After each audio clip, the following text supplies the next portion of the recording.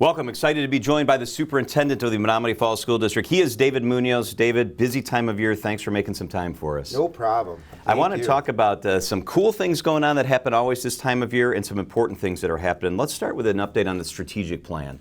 Yeah, the strategic plan, the steering committee has done and completed most of its work.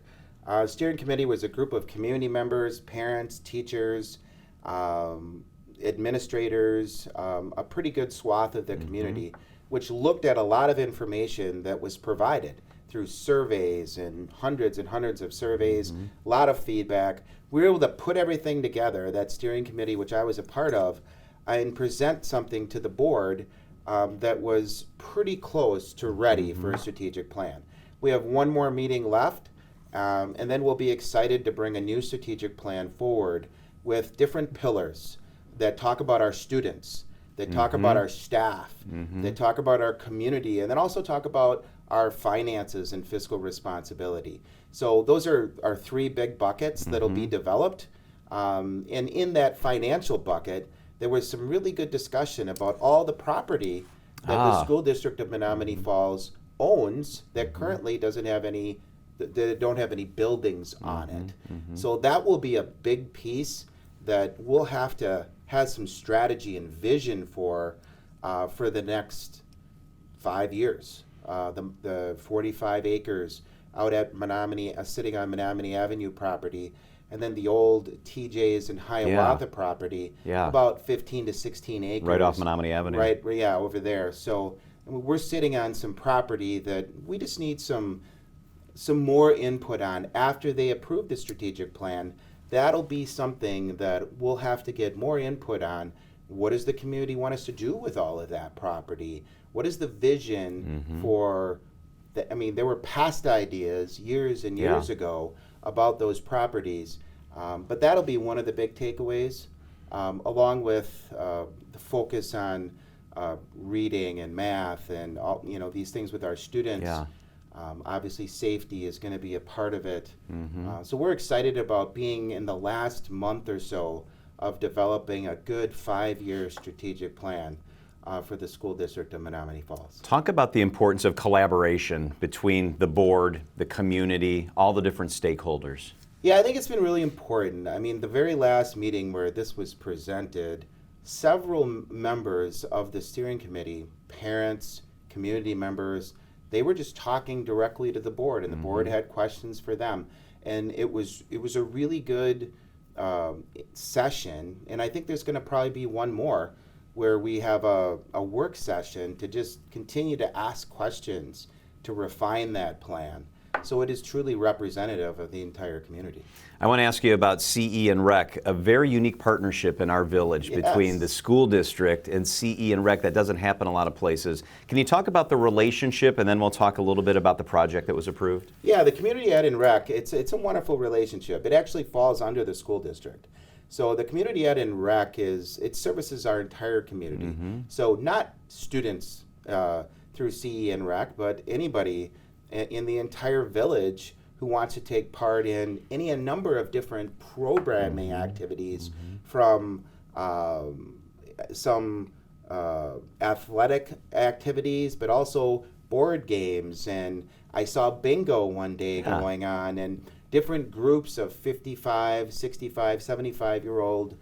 I met with a group of about 100 or so just to have a conversation about this project that is now approved to expand that facility. So years ago, 10, 20 years ago, whenever it was, C and Rec, I mean, it used to be part of the village or run by the village in some way, shape, or form. So years ago, that was taken over by the district. That isn't common around the state, but it is part of what we do as a school district here for the community as a whole. And we're excited about it. We're excited about the expansion. We're going to add a gym. Wow. We're going to add an indoor walking space. That's great. And make it so that it's usable during the day. Because currently the gym it's shared with Riverside, and it's not necessarily usable by members of the community who aren't students during the school day for obvious reasons. So we're going to create an environment that's completely separate, expanded and brand new, and all on one level. Because part of the current CE and Rec is actually on a lower level. Yeah, there's stairs. Yeah, It's not easy to navigate. It's not easy to get there. So those sorts of things are going to change. And then we're also going to make new the Quest program, which is an alternative education program that does run in the CE and Rec building. But we're going to make that a better facility, a new facility with easier access to the outside. So we're excited about the relationship and very thankful for the school board's approval of this multi-million-dollar project. I love it. That's exciting. Nice job getting that done, by the way. That's a great project for the school, for the community, for everybody involved. Let's celebrate a little bit as we head into the end of the school year. You have a special middle school teacher that we want to give a little shout out to. Yeah, absolutely. The Milwaukee Brewers reached out, and she's Teacher of the Month. Wow, Kim, that's cool. Yeah, Kim Anderson. So if you go on the Milwaukee Brewers website, so we have some things out on our social media as well. She's an 8th grade science teacher over at the middle school. She really does an amazing job. And I think it's great to celebrate our teachers all the time. We have amazing teachers and amazing educational staff in the school district. But it's really special as well when one of our biggest local professional sports teams is recognizing Kim Anderson in the same way. So if you go out on the Milwaukee Brewers website, you'll see her out there. And I think that's really great. She's just a wonderful teacher, a wonderful person. And we're very thankful for having her be part of all of our students' lives at North Middle School. That is cool. And we're going to be celebrating our graduates. They'll be graduating from the middle school. They'll be moving on from the elementary school. But let's talk about high school graduation. Graduation, how's graduation shaping up? Yeah, it looks really great. I mean, there's a lot of planning. I'm going there right after this to check up on a lot of these end-of-year activities with seniors. A lot of the seniors are doing showcases of all of their multiple events. There was an art showcase. Yesterday I was at a healthcare academy showcase, and I was talking to all these seniors, not just about their showcases, but also graduation.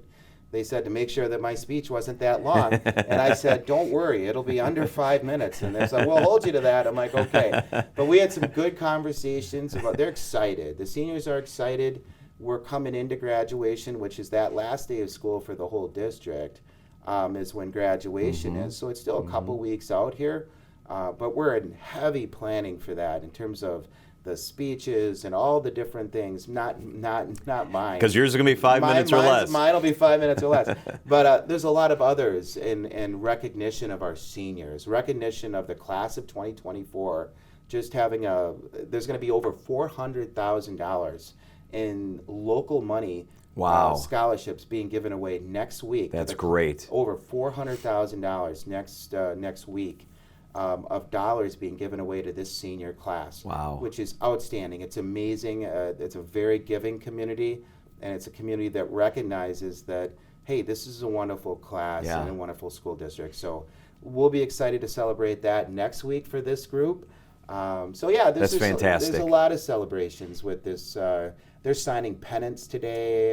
That's where I'm going right after this. So that excitement and that energy that comes with moving to that next phase and being done with 12 years or 13 years of public education.